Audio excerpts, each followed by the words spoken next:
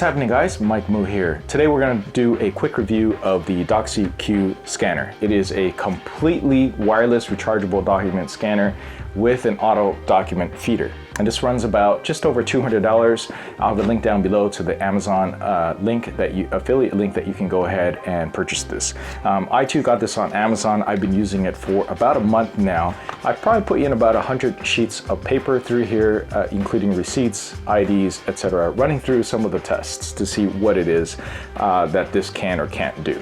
So just to give you a little bit of background, I'm just a regular consultant that actually has to deal with paper still. And when I go outside and do things, I might have some papers I need to take home just like anybody, and I need to run and create some sort of archive of it and then go ahead and shred the paper documents. That's ideally what I need to do. I used to have to go on site at various locations and take a bunch of forms and scan them in. Those are back in the days when I had to do a lot of on-site consulting. These days I don't do as much. Still, I wanted something that is completely wireless, meaning I don't need to run it through a computer, I don't need Wi-Fi, I don't need Bluetooth. That's the reason why I wanted to try this out. Okay, so first thing, it does have a built-in battery, so it charges via micro USB. That is really nice because just about everybody has a micro USB cable lying somewhere there, and it's over here by the power slide on and off button. You might notice that there's a bunch of stickers on here, and that's a really nice thought behind by the Doxie company, because it actually guides you through all the things that you need to get things rolling, including where to go. So this is perfect for people who don't crack open the manual, don't want to look at the user manual. They have stickers everywhere that kind of tell you how to do things, where to do things, and their website is actually really nice as well. Plus it's also color coded too. So no matter what, if you go out and use this, it actually tells you exactly what you need. I think that's really great, and it goes to show behind the customer service and the thought and thinking that went into creating a product like this. Okay, so wireless it is. It has built-in Wi-Fi, so you can actually connect this directly to your smartphone. So I have an Apple iPhone, there's a Doxie app I could connect to it and basically scan directly to my iPhone if I like, for further processing or sharing on Dropbox, Evernote, etc. Whatever I can do to share and copy files and pictures and photographs onto my iPhone, I can do just completely wireless. So that is pretty cool and would have been godsend if I were doing a lot of this out there in the field. Okay, so that's one thing. Number two, it has an auto document feeder, and this part is where I take issue with. This is really cool that it has one for something this small. This weighs under 2 pounds. It's like 29 or so centimeters across, just a couple of centimeters up top. I'll have the specifications down below. So for them to be able to put a simplex, which is just a simple one-side auto document feeder, is pretty darn awesome. Okay, if you look at some of the other ones that are a little bit smaller, they don't have an auto document feeder mechanism, nor do they have one that actually helps to hold the paper up and guide it through. And these are features that are really thoughtful and very compact, and actually a little bit surprising that they are able to do this with all the features that this thing has. Here's where the problem falls apart. And here, take a look at the demo. You will see in the demo that I just put in some pieces of paper. This is what I consider one of those semi-automatic document feeders, meaning that the document feed is supposed to feed up to 8 pages automatically, meaning you don't have to do interaction, you don't have to push and feed. As you can see in my example, that wasn't true. There were about 2 pages, it just stopped. I had to go there and just kind of give it a little bit nudge and to get it to go through and feed through. That means, to me at least, that it is not a fully automatic document feeder in real-world conditions. In lab conditions, sure, it might be able to do the 8 pages just fine. I just wouldn't count on it. It's not something that I'm going to be able to stick on 8 pages, walk away and come back and everything's done. But that's not too big of a deal, okay? Especially for the price. I'm comparing this to Fujitsu ScanSnap series, which I actually have the IX500 and the IX300 before that, and those have actually been some of the best scanners that I've had, but granted, they're not completely wireless. Okay, number two, the whole complete wireless aspect is fantastic because one, they give you an SD card. It's only about 8 gigabytes, but it's definitely enough for you to share or put in a ton of documents on here. And it's really nice that you can go ahead and just take the SD card, plug it into your computer, and use their free software that you can download on the site. It actually tells you where to go right here, and you can then process the images that way. The processing is fairly rudimentary, but it does include some convenient things that you would like, including generally exposure adjustment.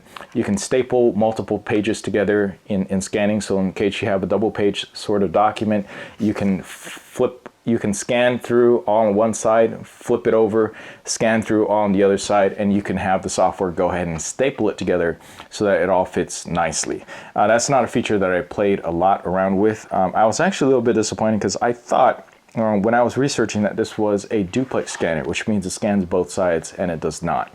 In fact, I tried searching for one with a similar feature set that can do duplexing, and I couldn't find one, especially for the price. Okay, so I was gonna dock it a star for that, but it's really my fault for not reading the information about this correctly. So when I got it, I only found out that it only does a single-sided and single page. Okay, another problem that I have with this, and you know, I was going to use it to scan a lot of receipts. The problem with that is that, as you can see, that there is actually a direct feed section over here.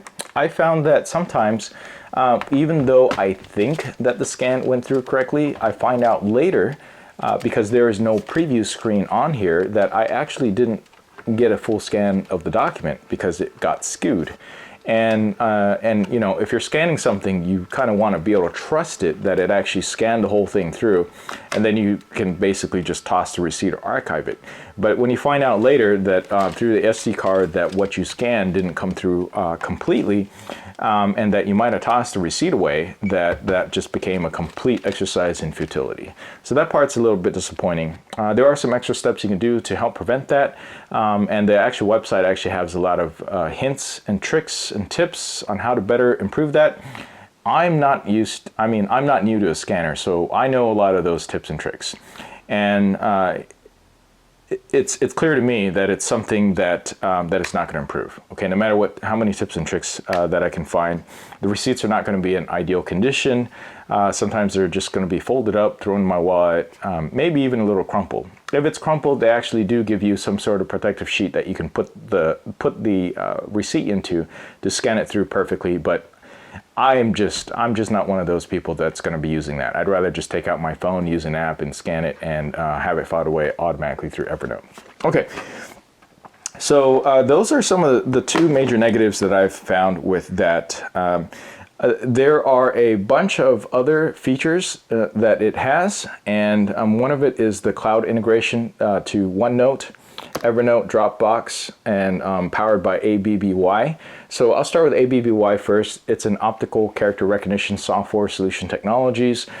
It is a great value and add to a scanner like this. I remember software like this used to cost several $100s back in the 90s.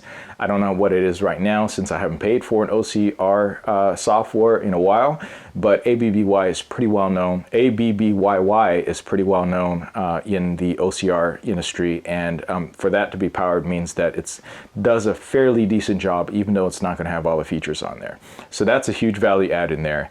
As far as the other integrations between OneNote, Evernote, and Dropbox, that doesn't do it automatically from here. There's no way to actually click it and tell it and link it to an account where it'll automatically just from here by itself connect onto your internet Wi-Fi and scan it over to OneNote, Evernote, Dropbox. That'd be really cool. It is possible on some other units, but on none of them are they battery powered and rechargeable and portable the way this is. Okay, so those features don't really matter that much to me as advertised that it might be. So that's kind of a hit or a miss. So overall, would I recommend this? Yeah, I think this is great for light duty people who don't do a whole lot of scanning, don't need to scan a lot of documents that are that have a front and back side. I personally do, for whatever reason.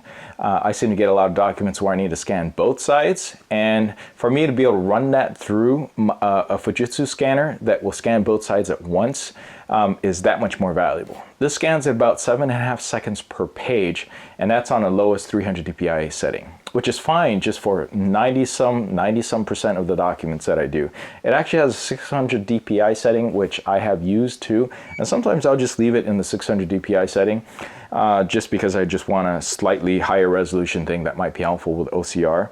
And you know, it'll scan about half as fast as 7.5 seconds. So roughly half as fast. I want to say it's like 10 to 15 seconds per page. I forget, it's weird, but when I switch in different modes, it'll also adjust the speed a little bit as well. It's also supposed to scan 1,000 pages, and that's with a Wi-Fi off. So unfortunately, I've been testing this only with the Wi-Fi on the whole time. I did not actually turn off the Wi-Fi. There's actually a button here where you hold the scan button to turn off the Wi-Fi. That seemed to have drained the battery quite a bit.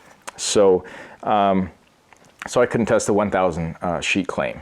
So overall, I'd say this is great for light users, and for $200 price point, it is kind of designed for light users, not for the super professional, heavy-duty cycle type of scanners. For those people, you'll want to stick with the Fujitsu line of ScanSnap products that cost a bit more, of course, but are definitely not as portable and definitely do not have the automatic document feeder function and feature, and definitely don't have the ABBY.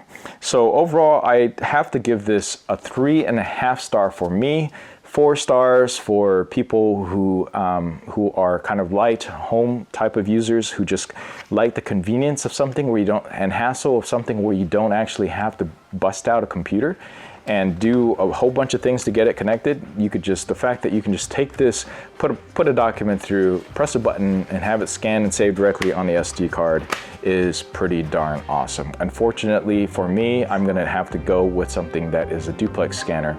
And unfortunately for that, it's not gonna be wireless, it's not gonna be complete wireless, and it's gonna be something I have to plug in.